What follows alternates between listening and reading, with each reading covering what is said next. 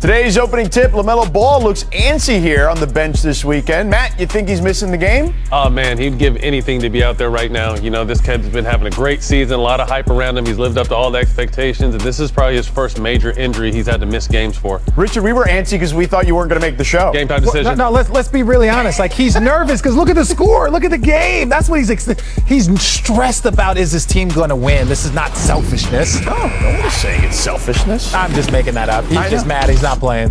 All right, welcome to The Jump. I'm George Sedano, in for our fearless leader, Rachel Nichols. Today, I'm joined by a couple of NBA champs, Richard Jefferson and Matt Barnes. And coming up, Rick Carlisle called Zion a Shaq-type force of nature with a point guard skill set.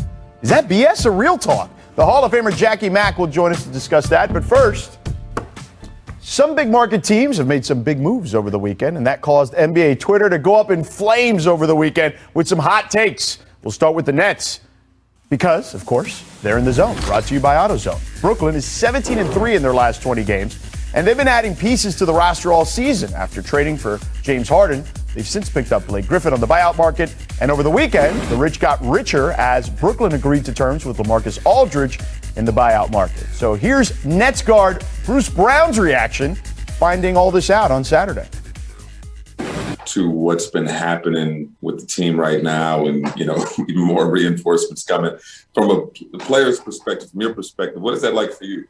I know you're locked in on what the task at hand, but how wild is it with the way this roster is shaped out for you? I mean, we're really good. I just found out that Aldridge is coming. I didn't really know. But yeah, we're really good. We're a talented team. We gotta go out there and play hard every night. Teams are going to play try to play their best against us. So we got to be ready every night. All right, if you could read lips there, you could figure out what his reaction was to before he actually answered the question. By the way, Kevin Durant responded to fans upset about the Aldridge signing yesterday, writing, quote, "I knew y'all would be here crying and I smell blood in the water, so I'm here to fulfill the prophecy." Here's Blake Griffin on the fans' reaction today. Let's take a listen. Man, it's kind of funny to me because for the last couple of years, all I've heard is how bad I am.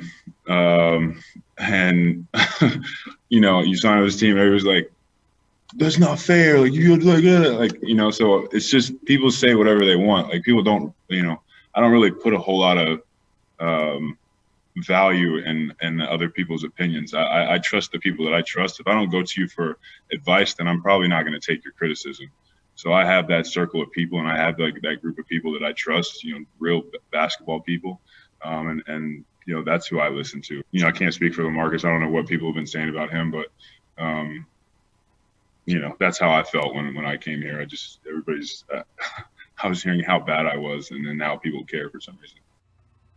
All right, we've got plenty to say. So, Richard, what does the Aldridge signing mean for the Nets in the East? It means nothing.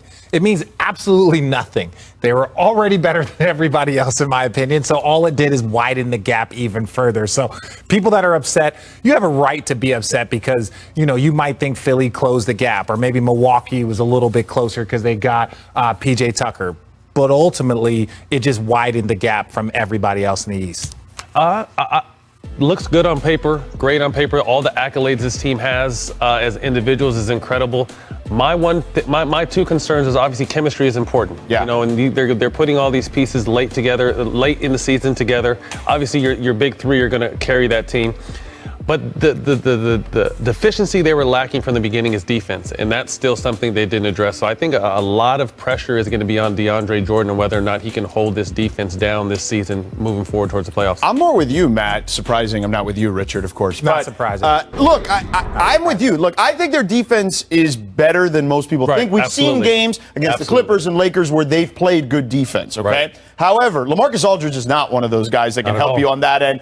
And when he was the starter, you can roll your eyes and your neck all you want, but when he was the starter for 200-plus minutes with the Spurs, they were minus 15 and a half when he was on the floor. And Blake Griffin didn't have a dunk for 2 years, and now all of a sudden he's dunking again. You would be surprised how well people play when they're happy and they're in a much better spot. So we want to talk about defense, then let's flip it and talk about their record versus the top teams and their last 20 games and how they've played. They've been absolutely dominant. They against have. all the teams above 500, so we can keep talking Richard, about it. they're the best team in the East. We're not debating that part of it. Oh, okay. Like, from a talent perspective, but I don't know if this signing, to Matt's point, is what they needed. No, you don't need more weapons. I just think they're stacking because you never know what the playoffs hold. This team has been in and out with injuries all season. So the more you can stack your roster with quality guys that have been there and performed, the better.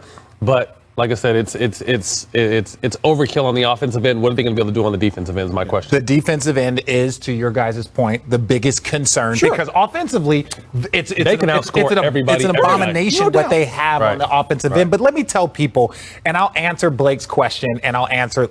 It's not so much that people are looking at this roster and saying that you can't do anything. Normally, those positions are not filled with minimum contracts. Right. PJ Tucker. Andre Drummond, LaMarcus Aldridge, and Blake Griffin are on contracts that are for a total of like $8 million. Right. That's where you're just like, oh, okay, this is the game we're playing. This is the game we're playing. Right. That's where it is. It's not that these guys can't do anything and that there's Blake Griffin from the old or LaMarcus Aldridge from old. But I would not be surprised if we saw an uptick in LaMarcus Aldridge's Aldridge's. Energy. Oh, for sure. Is it Aldridge's? Yeah. Is that? I mean, we're way happier when you're not around. It's just That's me what and I'm saying. Matt. You know what I'm saying? So the get energy is far better. So if Blake Griffin, that's funny. That tickled me. Okay. That tickled me. I just think that when these guys are healthy and happy, we saw with James Harden, we saw with Blake Griffin, and now would we be surprised to see LaMarcus Aldridge playing with a new type of energy? Maybe. No, and I want to say one thing too, real quick, is we nagged James Harden for his defense for a long time. He's really out here playing defense right now. He's coming in with a fresh slate in Brooklyn, like to Richard's point. He's happy, and he's playing on both ends and playing well on both ends. So I'm excited to see what this team. But like I said, one thing I think fans are underestimating is being able to put all this chemistry together. But when you have that many great players, it's probably not too hard. Right, and you're asking a rookie coach. I know he has Mike D'Antoni, he has Jacques Vaughn on the staff, but you're asking a rookie coach to make all that happen, which is going to be fascinating. But there were more moves, obviously. There were? Let's move on. Yes, there were more moves. Let's move to the West. The other big signing this weekend, Andre Drummond, and the Lakers agreed to a deal for the rest of the season. Because the Nets were out of roster spots. Lakers coach Frank Vogel said he expects Drummond to give the team, quote, a big lift in the immediate future. So, Matt, how does the Drummond signing impact the Lakers in the West? With the trade deadline looming in the buyout market, I think this was the biggest pickup. They needed to fill that void at the center spot. I think people underestimate how important Dwight and JaVale were for this team last year. Their energy, their athleticism, their just ability to plug those little voids. Obviously, signing Marc Gasol,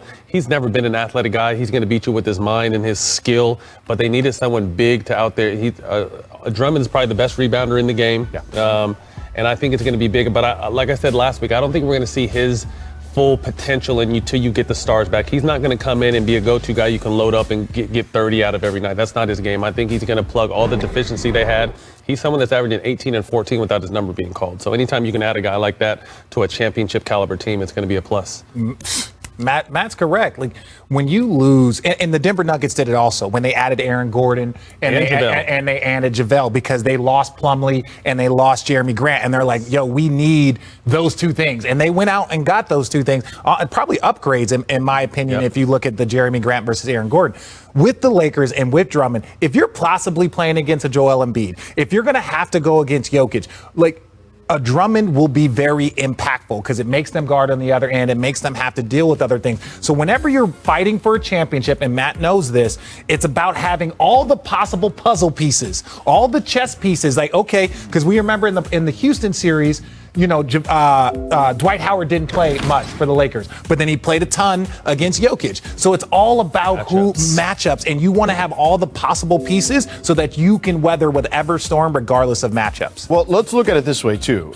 Clearly, the Lakers need help right now, right? Because AD is going to be out another couple of weeks. LeBron may be out to the end of April, right? They need help, as much help as possible. They've gotten a couple of wins here against teams that they were better than, and they should get wins again against. So that helps in the immediacy of it. When AD's in the lineup, we know AD, even though he played 60% of his possessions at center, doesn't love playing the center position, right? He'd prefer to have a big man like a Dwight or JaVale there.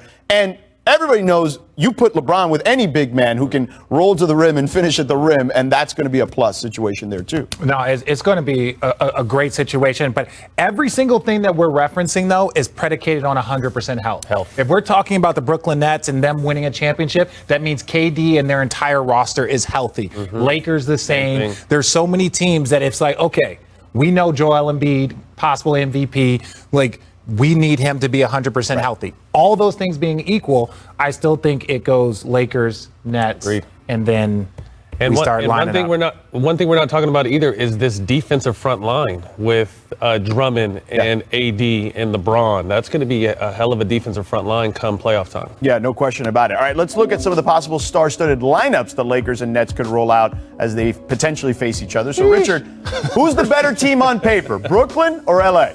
I think on paper, it's the Brooklyn Nets. They have more talent. But one thing that everybody knows, especially if you saw the Clippers last year and the discussions, whether it was pre their collapse or post their collapse, was a lot of chemistry issues. That's why they went out and got a point guard, because chemistry plays a huge part. Even the Milwaukee Bucks, there was conversations about they just didn't really want to be in the bubble. They didn't really like it. And it was just, they couldn't really kind of get themselves together. So I look at the Lakers team and they have the chemistry. Most of their pieces are back from the championship year. So I think the Nets are more talented, but the Lakers, with their chemistry, that's their one advantage. I agree 100%. On paper, if you look at all the individual accolades that the Brooklyn Nets have acquired, it's off the charts. We've probably never seen a team with this many individual accolades. But like RJ said, to me, incorporating one piece is a lot easier than incorporating a handful of pieces, which Brooklyn is having to do. And like I said, Drummond is not someone who demands the ball. Drummond is going to do all the little things and still put up numbers.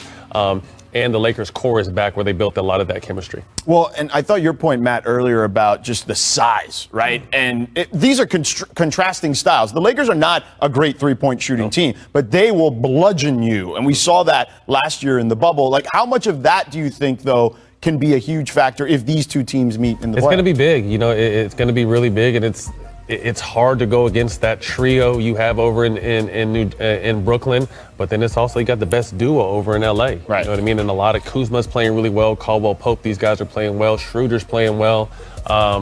It's going to be fun, man. It's going to be fun. It's going to be fun. And the one thing that if you're the Lakers, what you have to do is you have to limit possessions. If you're just saying hypothetically you're playing against the Nets, this is a finals preview. You don't want to get in this kind of game with them. You don't want to get in this kind of game, and you want to limit offensive rebounds, because offensive rebounds for them means more three-pointers. And so you almost want to force the Brooklyn Nets to have to play big, because you can hurt them on the glass, and that's why they needed LaMarcus Aldridge. They needed, because let's say hypothetically they were to play against the Lakers, even without Drummond, the Lakers are still a huge team. So like you can already see teams, and you look at Embiid and you see them having to go against Embiid and Joe Harris. We didn't even mention Joe Harris. Joe Harris wasn't even in the damn graphic, and he's the best shooter in the league right now, and has been one of the top 5 shooters over the past 3 seasons. So I like the contrasting styles, and you can see teams loading up on where they are contrasting. It's a chess game, and if I'm Steve Nash, I love all my pieces I have to play with, to be honest with you. Right. Yeah, no doubt. All right, coming up next, Ja had a pair of miss league. Make. Miss. It's a make or miss league. Make miracles. Cavs Kings, 1 second left. Kings down 1. De'Aaron Fox inbounding from the opposite baseline. He gets it to Harrison Barnes, who drills the game winner. Touchdown. Watch him smack his ass. And after the game, Fox said he's played QB growing up. So, Matt, which was better, the pass or the shot? Oh, man, you can't have one without the other. So I think they're both great, but it's huge to hit a game-winning shot, and congratulations to Harrison Barnes. Yeah, my guy HB, but HB, man, you didn't have to smack Sexton on the ass like, hey, you know what? Nice try there, little fella. Watch it. That was the part when you watch this clip. This is the part that makes me laugh. HB super clear, and then look, watch this. Boom. Yeah.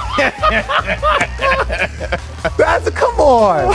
That's the part that you got to be like, imagine somebody hit the game winner. Not happening. On me, and you're then mad. You fighting the track of the ass? Oh, yeah, I'm going to wait for him by the butt. Having that. Next, Miss Independence, Sixers Clippers. PG-13 pulls down the rebound, and Danny Green tries to pick his nose. Oh. Richard, this ever happened to you here? Dangerous. Oh, no. No, you don't want that. Everybody's had that, but not all the way up in the nostrils. Yeah, I almost got my eye poked out by Zach Randolph in a similar situation, going for a ball, and he stuck his finger like to the back of my eye. So that's dangerous. Luckily, it was just nose. Like those pokes in the eyes are dangerous. Oh yeah, you don't want that. The nose, everybody knows that's the groin of the face. You gotta, I don't think anyone knows that, but now they do. Hey, Dwight Schrute taught me that. I'm just being honest. All right, there we go. The Office. Who knew it would make the show today? Make audibles. Grizzlies came up short twice against the Jazz this weekend, but it wasn't because of Ja Morant. Look at this pair of ridiculous finishes. Incredible. So here's the other one. Matt. Who is he? Who is? I'm still It's just, I don't know if we've seen anything like it, but it's unfortunate. He's so talented, but in the guard field West, it's going to be hard to see when he really starts getting his due respect, because this kid's talent is off the charts. Yeah, I mean, look how long it took Dame, right, to get into the All-Star game and all that And stuff. we used to see that back in the day when you had guys like, when there were so many power forwards, but there was Dirk and there was Tim Duncan and there was, there was.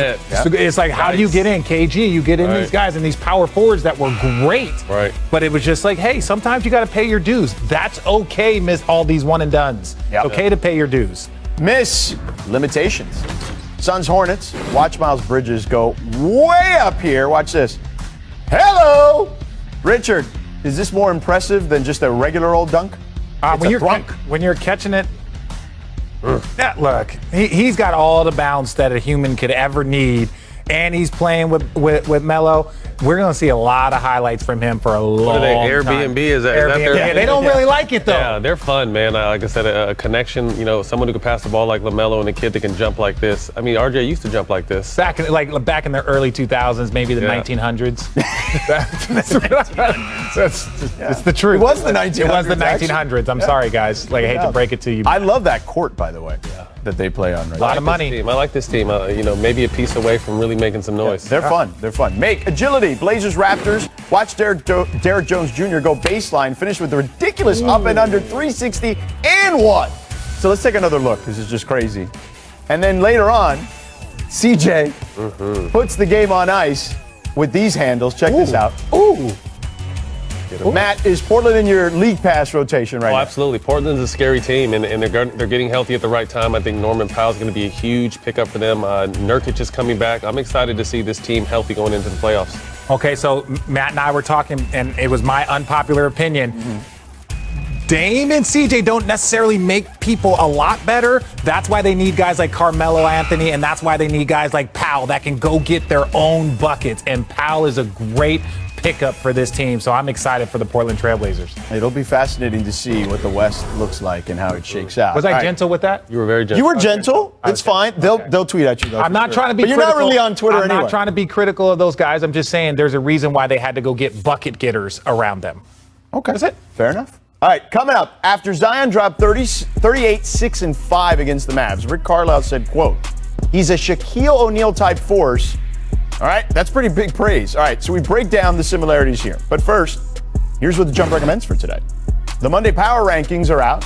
How did your team fare? I see no limits for this team. It looks like we have all the pieces that we need. We have the depth. Looks like we're covered in a lot of different spots, offensively, defensively. And as long as we're all working together, there's no stopping us.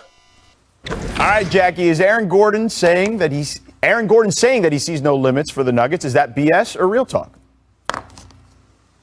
Well, let's start by saying Aaron Gordon was a great pickup for the Denver Nuggets. He's a big athletic wing, which is like gold in today's league. You add Nikola Jokic, who was on an MVP year, a career year, and Murray and Porter Jr., they're both surging at the exact right time. So that's all great.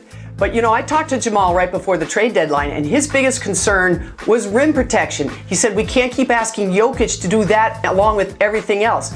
Guys, when teams are 5 feet or closer against the Denver Nuggets, they shoot over 65%. That's bad. In fact, it's the worst in the league right now. The other problem is, in general, teams shoot 47% against them. That puts you around 22nd in the league. So I like the Denver Nuggets. I think they can get out of the West, but they've got to play better defense, and that's why no limits rings hollow with me. Sorry, they've got to play better defense. And you know what? Maybe Aaron Gordon, who we think of as this big athletic scorer, maybe what his biggest contribution turns out to be a guy that can really help be physical on the wing with those great perimeter shooters in the league. Maybe his biggest impact could be defensively, because that's really what Denver needs if they want to get over the hump. And he said that he was willing to take on that challenge. All right, let's go to the panel here. BS or Real Talk? Go. Okay, Richard, start with you. I believe that he believes that. I believe that he believes that, there is no limit. There is a limit if you guys don't do, like Jackie said, what you're supposed to do, and that is protect the rim. You can't ask Jokic, your best player, that's not what he does, right? So my opinion is that what they need to do is they need Aaron Gordon, and they need to sit down and be like, hey, we need you to get blocks. We need you to be a rim protector. And I know that that's not exactly what you do, but ultimately it puts us in a much better position defensively, which will allow us to flourish offensively. So I think it's BS from the standpoint of there is a limit, but it's all based off of what you're able to contribute. Mine comes with an asterisk. Okay, that's fine. Hey, that's if the Lakers aren't healthy, the sky can be the limit in the West. But I think, again, to Jackie's point, in something that no one is talking about, they picked up JaVale McGee as well, and he can definitely give them some quality minutes. He was a big piece of what the Lakers' success was last year in the bubble. And then you talk to Michael Porter Jr. and Aaron Gordon and let them know what you need on the defensive end. That's a conversation you need to have. These guys need to take pride in locking up the LeBrons and the Kawhis and the Paul Georges that are coming their way.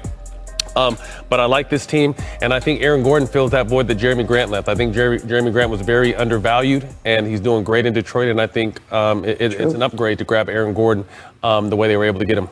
See, I think they're way better than they were clearly, but I'm with Jackie on this. I think I need to see it on defense first. I got to see it for a minute before I can go from BS to Real Talk, at least for me. All right, let's change gears here and talk about Zion Williamson, who's been on a tear lately himself. On Saturday, he scored 38 points and dished out 6 dimes against the Mavericks.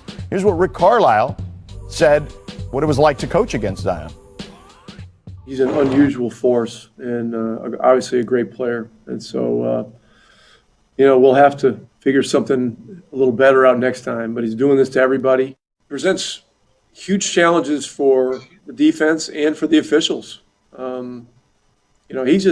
He is just creating collisions out there. This is a Shaquille O'Neal type force of nature with a point guard skill set.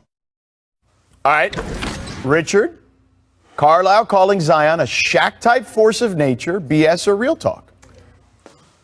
Oh, good Lord. Go ahead, Richard. I'm calling BS because he's physically dominant, right? But we can't disrespect Shaquille O'Neal and what he did the moment he came into this league, when this league was littered with dominant centers. Hakeem Olajuwon, they had David Robinson, you had, Karl Malone, you had Patrick Ewing, you had Rick Smith, you had Alonzo Mourning, and he came in there and just dominated him. Now, look, it took him some time before he became Shaq Diesel, but Zion Williamson is a force, but he's not making you fill out your roster with other power forwards yet. And that's what Shaq forced you to do. Is he a presence? Yes. But is he in the Shaq category? We need more time. I like what Zion doing. Zion is a guard version of what Shaq is doing, and he's one of the only 3 players in the history, if I'm not mistaken, to be 21 years old, having 25 points a game and 60% from the field. So this kid is still a baby. He's only played 60 NBA games, and he's causing havoc already. So, I mean, to me, I don't think it's a disrespect to Shaq. I think he can follow in similar footsteps in kind of a guard version. Obviously, Shaq is the most physical, dominating presence we've ever had, but I love what Zion does. And RJ, you know better than anyone, he doesn't really know how to play basketball yet. He's playing off raw athleticism, energy, and talent. Once he learns the game, year 3, year 4, look out. Yeah. Jackie, what do you think?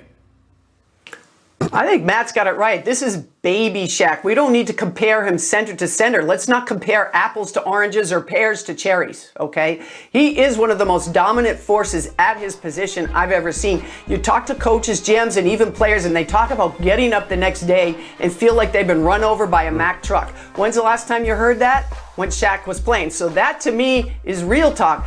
The part that I'm not 100% sold on just yet is I'm not ready to call Zion a point guard. I think he's got great court vision and he makes some really nice plays. And this goes to your points, all of you guys, about the fact that he hasn't played enough yet to call him a point guard. He's averaging 3.5 assists a game. I like the fact how he moves the ball. But let's not, we're not ready to call him Luka Doncic or even Jason Kidd, right? No, certainly not. Certainly not. But they have put the ball in his hands. That was something that Stan Van Gundy did early this season, and we're seeing the development. To Matt's point, he's a baby at this point, and your point as well, Jackie. Not your point, Richard. No, but wait. Can I make one last point? Go ahead, Richard. I understand. His skill level is next level. It is. And I saw him grab a rebound, dribble it up, clear out a guy, post up, double team, kick out, swing, open shot. Now, that wasn't something that we saw Shaq do. So when Rick was trying to say point guard it was just like you see this guy running, kind of directing their offense. Point forward. So it's like we take so many things literally, and I do that often, especially when I'm trying to criticize people. Like right now. But no, I truly think, like Jackie is right, he's got a long way to go before we start calling him like a point guard in that space. Jackie McMullen, Hall of Famer. Jackie, thank you so much for hanging out with us today. All right, behave yourselves. Warriors fans' dream, playing for the hometown team. What is that like? It's amazing, man. It's been a grind to get here, obviously to the NBA, but just to top it off and be able to play at home, that words can't really explain. It's been a lot of fun. I'm able to see my family all the time, which was that was hard for me playing overseas, playing in Mexico and stuff, Argentina, and when I went over to Europe for a little bit, that distance and not being able to see my family for so many months, it was hard. You're half black, half Mexican. You got your family originally from Michoacan in Mexico. Like, what was that like to play in Mexico because of that?